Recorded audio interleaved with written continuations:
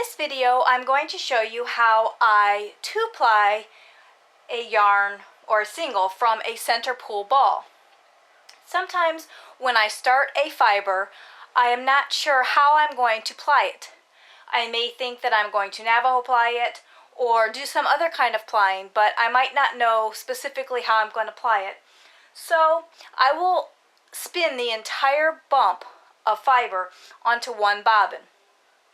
And then once I'm completed with the bump of fiber, I will determine how I'm going to ply it. And there's a couple different ways you can do it. You can transfer some of the fiber onto a second bobbin, or you can do it with a center pull ball.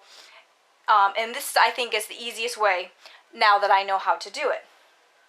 What you need to remember when you are doing your center pull ball is first you have to make sure that you have allowed your singles to rest at least 24 hours, because doing it in this method, by the time you get to the end of the ball, you are going to find that your singles are quite energized. And you want to make sure that they have at least had a chance to rest a bit before you put it in your center pull ball. So I spun this entire bump of fiber, which is Winding Wool Creek, onto a single bobbin, and then I have wound it off onto my ball winder to a center pull ball. You will notice that I have in the center my spinning wheel oil. The reason I've done this is because I have stopped midstream on plying this yarn. And if you don't keep something in the center of your ball, you have a difficult time getting your thumb back into the center and continuing to ply. So if you do have to stop plying midstream or take a break, then it is a good idea to have something to put in the center of your ball. And I also put something in the center right off the bat. When I take it off of the ball winder, I stick my finger in as it comes off, so my finger goes right into the center right from the start. And if I need to, before I start to ply it, I will stick something in the center so that I can get that center back. Now, when it is a full 4 ounces in the center pull ball, you may find that the center is quite tight. And the first little bit that you're pulling out might snag a little bit. Just be very gentle with pulling that out because it just has to get started around your thumb, and then you should be okay. So I'm going to show you here how I do it. So I'm just going to insert my thumb from the bottom as I pull out my spinning wheel oil. So my thumb is directly in the center.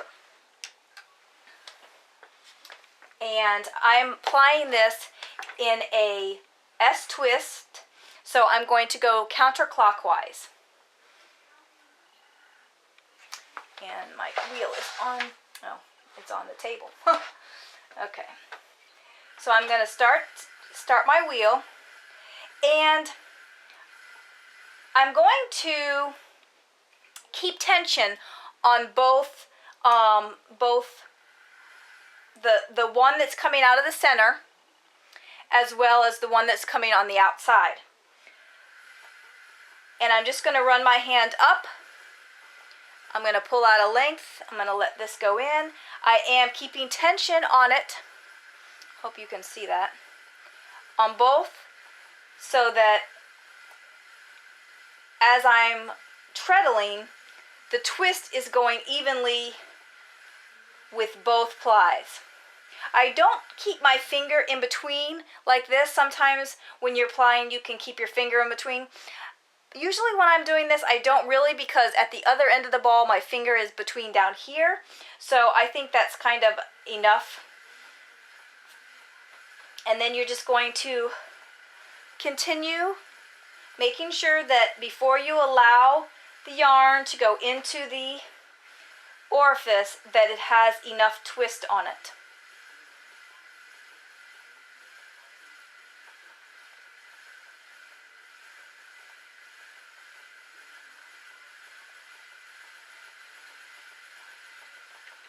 So I just pay attention to how the twist is looking on the yarn. When it looks like it's about where I want it, then I go ahead and let that bit go in to the orifice and onto the bobbin.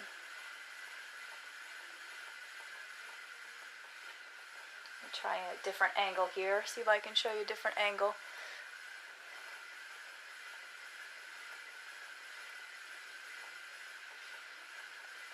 And again, the center is coming out from the top where my thumb is, right here. It's coming out this way, straight out of the ball.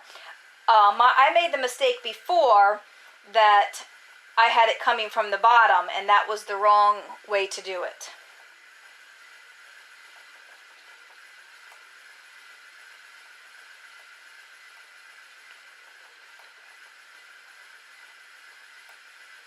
So again, I'm keeping the tension to make sure that both plies are coming together equally with the same tension.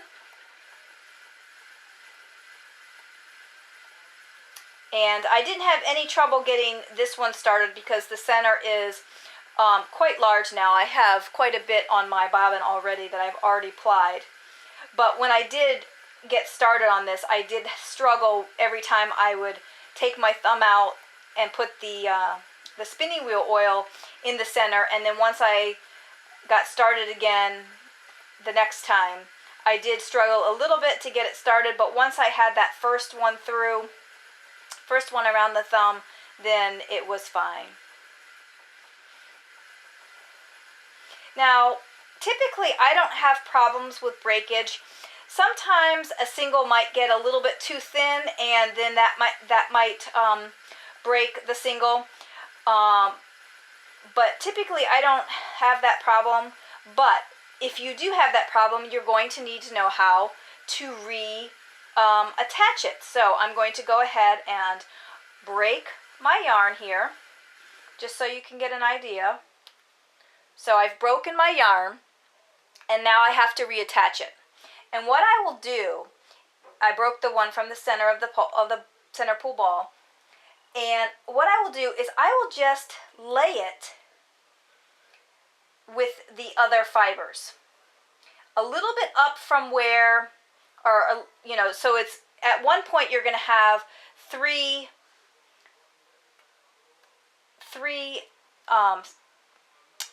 plies, but it's only going to be for a short time.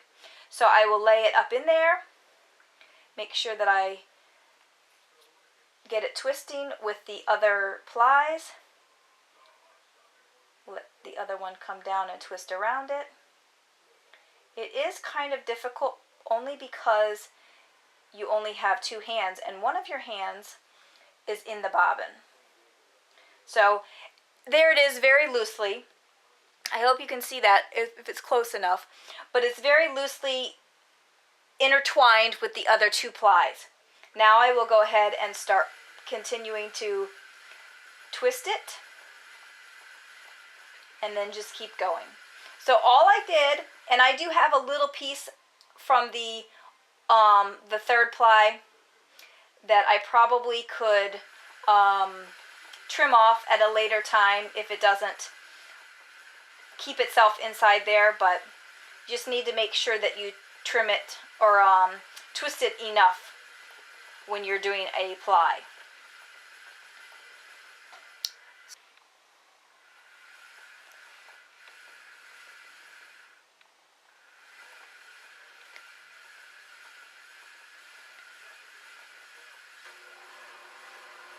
So I am just pulling from the center. Again, I'm making sure that both of my plies are the same tension. And one of the things I do, you see how it's wrapped around my finger right here?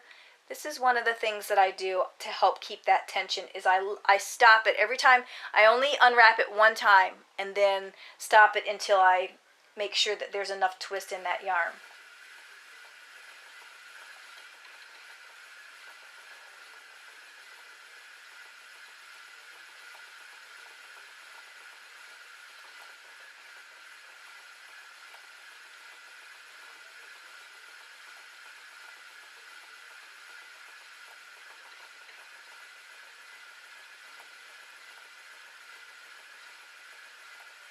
And that's all there is to plying from a center pull ball.